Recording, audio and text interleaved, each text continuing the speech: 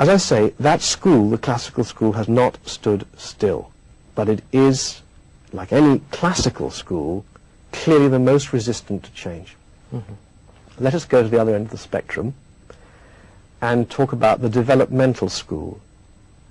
This has as its epicenter London, and in the developmental school a frank attempt at creating a rapprochement with psychoanalysis has taken place.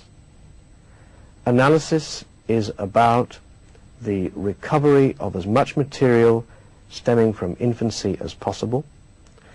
The transference, countertransference dynamics are minutely scanned by the analyst. Reconstruction of the events of infancy is used. Treatment is very frequent. For people training, it's compulsorily 4 times a week. Even a couch is used, and one of the distinguishing features between Freudian and Jungian analysis used to be that the Freudians use the couch and the Jungians don't. In the developmental school, most of the recognizable features of modern object relations and Kleinian psychoanalysis are there, but I think there is still also something about looking for those symbols and signs of the self that the classical people look at. So it sometimes degenerates into what I see as second-rate object relations. But at its best, you can have the rigor of the infantile quest of psychoanalysis coupled with the magnificence of the aspirational quest of the classical Jungians. And wouldn't it be fair to say that actually in terms of countertransference, for example, the Jungians have made as much, if not greater, contribution than as the Freudians? Yes. I mean, what I'd like to do when I've run through the 3 schools is talk about Jung as a pioneer, because that runs right through them. So let's take you to the 3rd school. Yes.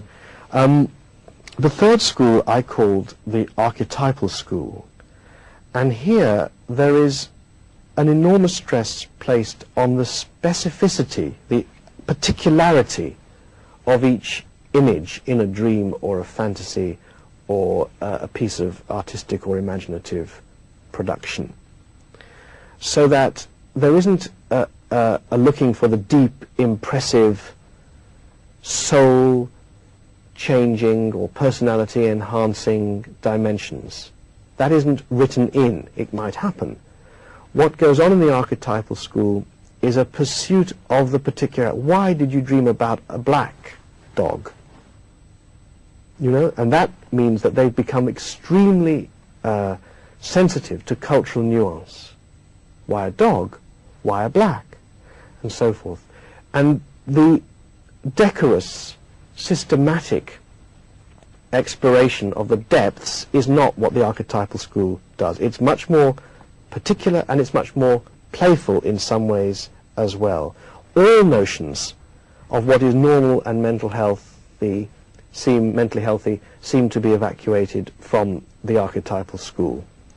Where is that episode? Well, of course, that started in Zurich with James Hillman, and when he moved to America, it moved to America. But I think what's really happened is that the archetypal school, as a backdrop to therapy, has fizzled out. As a kind of cultural psychology, it's really quite alive, especially in the United States.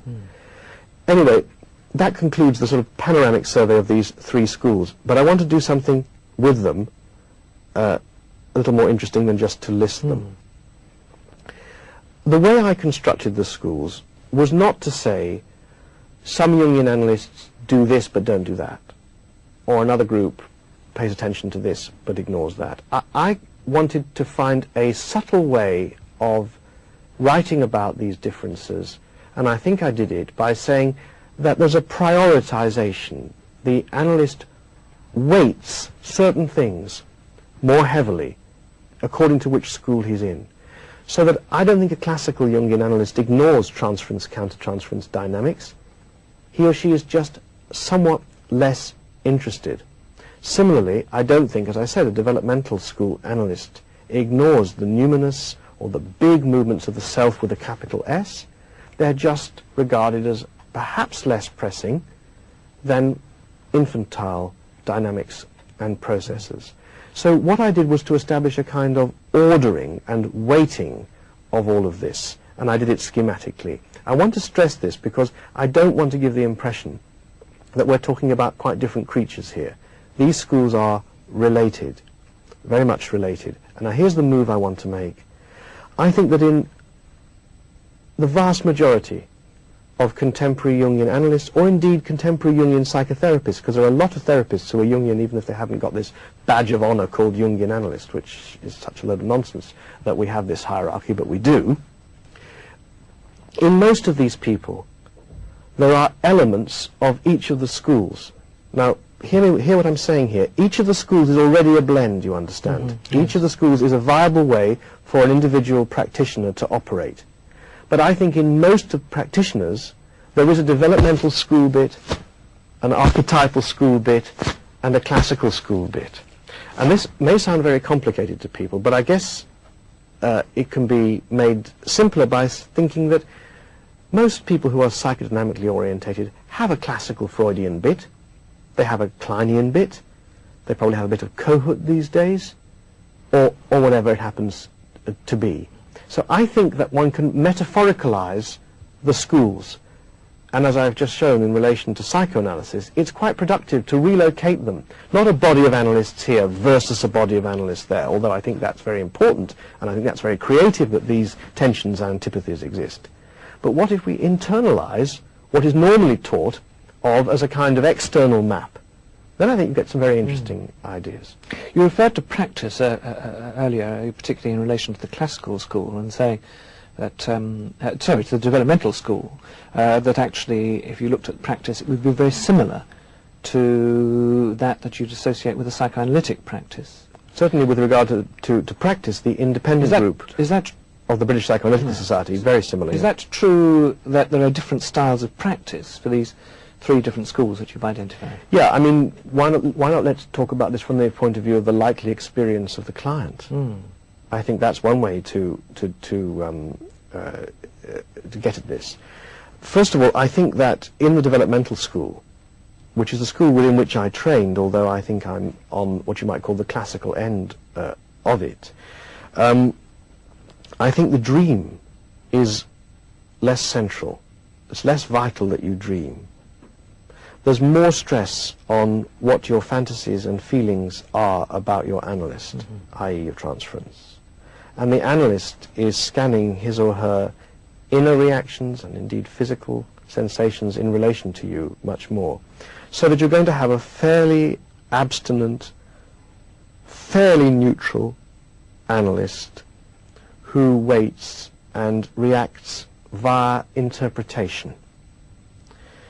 In the classical school, you won't be going nearly so often. You will certainly find your analyst taking on the role of an authority figure much more overtly, and as I said, sometimes even directing you to reading and studying and that kind of thing, and perhaps telling you, I'm going to speak in very simple language here, how important your inner world is. Now, one can make fun of this, and sophisticated psychodynamically oriented counselors or therapists hearing this might think, God almighty, that isn't therapy, that's teaching, or that's indoctrination. Well, I happen to think there's a great deal of teaching and indoctrination in even the most neutral and abstinent and technically proficient therapy. So I don't think there's such a big risk. But I think I wanted to say that before this gets mocked. I think that the classical, the typical classical tendency to really accentuate the importance of the inner world is in itself, in the modern age, healing. It ties in with what you were saying earlier, that what you're really doing is